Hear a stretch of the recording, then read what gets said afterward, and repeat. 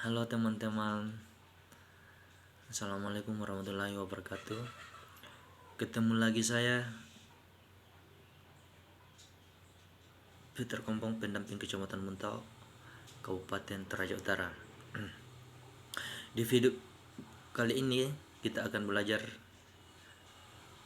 atau saya akan menjelaskan bagaimana modul 7, yaitu pencegahan dan penanganan stunting melalui kebersihan diri dan lingkungan. Saya ulangi, kita akan belajar mengenai modul 7, yaitu pencegahan dan penanganan stunting melalui kebersihan lingkungan, kebersihan diri dan lingkungan. Nah, dalam modul 7 ini terdapat 2 sesi. Yaitu sesi pertama itu mendukung praktik cuci tangan pakai sabun atau CTPS. Yang kedua adalah mendukung pemanfaatan jamban sehat. Nah, tapi di video ini kita akan belajar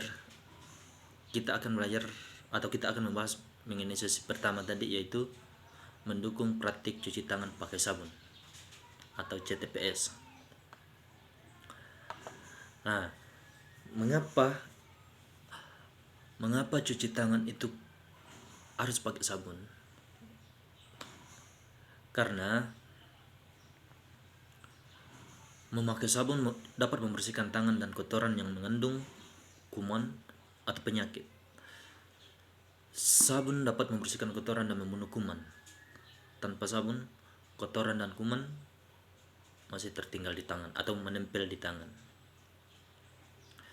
Jadi, kita harus mencuci tangan itu pakai sabun dengan air mengalir pada saat misalnya sebelum atau sesudah makan,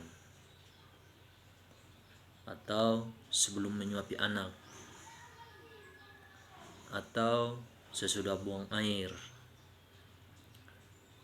atau setelah menyentuh barang-barang termasuk uang, misalnya pergi di toko belanja atau ke warung ya. Itu harus, setelah pulang dari itu kita harus cuci tangan, karena kita tidak tahu apakah ada kuman atau virus yang menempel pada uang atau barang yang kita sentuh, yang kita beli. Atau sebelum menyusui bayi, misalnya ibu hamil atau ibu menyusui. Jadi harus diingatkan pada ibu-ibu jika ada yang menyusui, sementara menyusui, sebelum menyusui anaknya, bayinya harus cuci tangan dulu. Dan atau setelah bersin atau batuk, ya itu juga perlu, karena kalau kita bersin harus tutup mulut. Kalau tidak menggunakan masker, ya kita tutup mulut atau kita pakai begini dengan bagian dalam tangan supaya virusnya tidak menular ke orang sekitar kita. Nah, saya ulangi lagi, kenapa kita harus menggunakan sabun pada saat kita cuci tangan di air mengalir? Karena sabun dapat membersihkan tangan dari kotoran yang mengandung kuman atau penyakit. Jadi sabun dapat membersihkan kotoran dan membunuh kuman. Itu poin utamanya. Terus kita melangkah ke cara-cara mencuci tangan pakai sabun yang benar, atau cara-cara mencuci tangan di air mengalir menggunakan sabun dengan benar. Itu ada 6 langkah.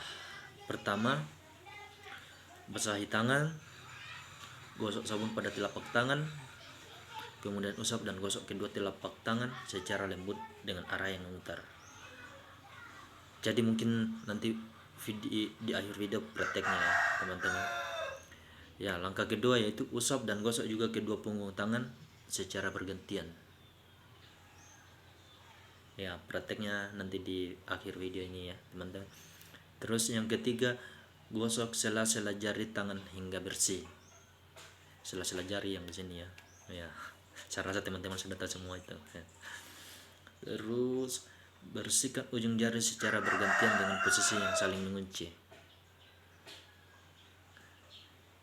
Yang selanjutnya, gosok dan putar kedua ibu jari secara bergantian. Terus letakkan ujung jari ke telapak tangan, kemudian gosok perlahan, bilas dengan air bersih dan keringkan. Itu ada 6 langkah cara cuci tangan pakai sabun di air yang mengalir. Pertama tadi, basahi tangan, gosok sabun pada telapak tangan, kemudian usap dan gosok kedua telapak tangan secara lembut dengan arah yang memutar. Kedua, usap dan gosok juga kedua punggung tangan secara bergantian. Ketiga, gosok sela-sela jari tangan hingga bersih. Keempat, bersihkan ujung jari secara bergantian dengan posisi saling mengunci. Kelima, gosok dan putar kedua ibu jari secara bergantian. Keenam, letakkan ujung jari dan telapak tangan kemudian gosok perlahan, bilas dengan air bersih dan keringkan. Videonya nanti kita di akhir video ini nanti kita praktekkan ya teman-teman. Terus itu tadi saya sudah jelaskan manfaat cuci tangan pakai sabun. Manfaatnya yaitu pertama, membunuh kuman atau penyakit yang ada di tangan, penyakit menular yang ada di tangan.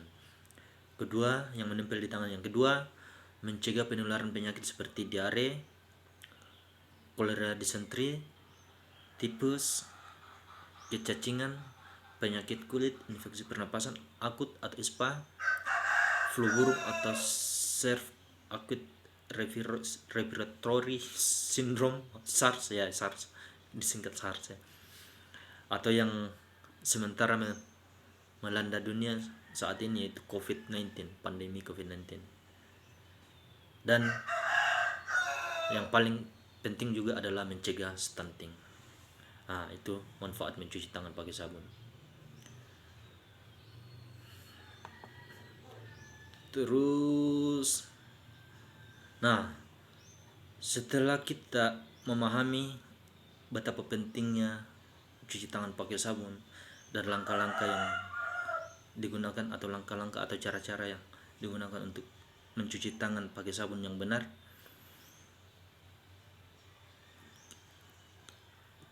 kita harus menyiapkan agar kita rajin cuci tangan di rumah. Maka itu kita harus menyiapkan wadah sebagai alat untuk tempat mencuci tangan, agar itu memudahkan kita rajin cuci tangan. Salah satu contoh atau cara ketika kita cara membuat wadah untuk cuci tangan, ketika kita misalnya kita tidak punya di rumah atau kita tidak punya cukup uang untuk membelinya di toko-toko, kita dapat membuat dari bahan bekas, misalnya dari ember cat yang bekas. Yang pertama itu embernya kita bersihkan dulu, lalu kita lubang di bagian bawah ember dan kita tancapkan keran, lalu kita isi air pada wadahnya, dan kemudian wadahnya siap digunakan. Dan paling tidak siapkan sabunnya juga ya teman-teman. Saya rasa itu saja untuk penjelasan kali ini. Untuk berikutnya nanti kita praktek cara mencuci tangan dengan baik dan benar dengan menggunakan sabun.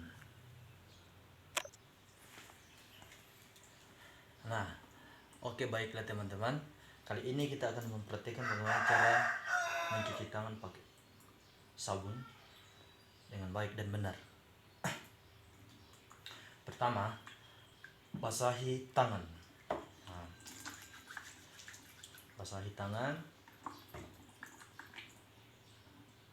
lalu ambil sabunnya ini, kemudian gosok dengan cara yang memutar begini, lalu gosok juga kedua punggung tangan ini. Kemudian gosok sela-sela jari hingga bersih, lalu bersihkan ujung jari bergantian dengan cara yang mengunci mengunci begini, secara mengunci. Nah, lalu gosok dan putar kedua ibu jari secara bergantian. Caranya begini teman-teman, ibu jari digosok secara bergantian, terus letakkan ujung jari di telapak tangan, kemudian gosok perlahan. Nah, ini langkah terakhir. Lalu kita bilas di air yang mengalir dengan sampai bersih.